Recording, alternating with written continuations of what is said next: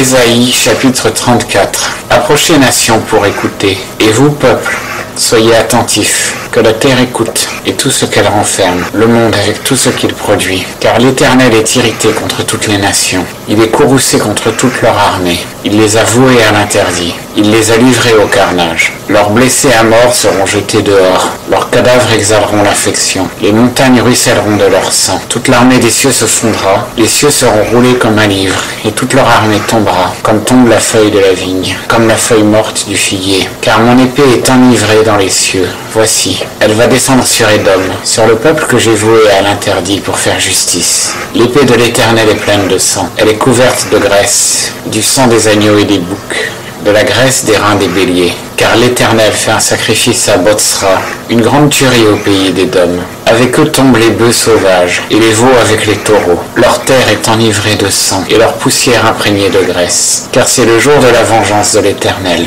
l'année de la rétribution, pour faire droit à Sion. Les torrents d'Édom seront changés en poix, et sa poussière en soufre.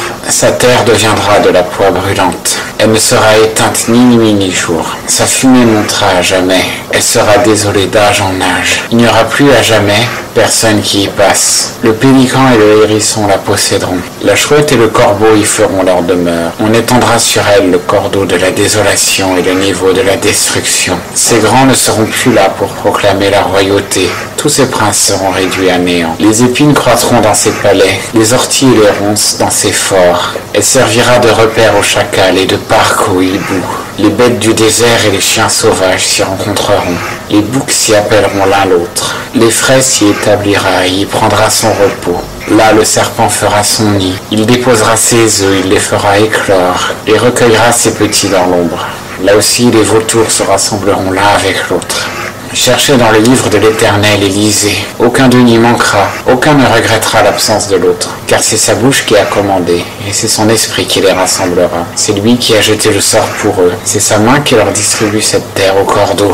Ils la posséderont à toujours. Ils y habiteront d'âge en âge.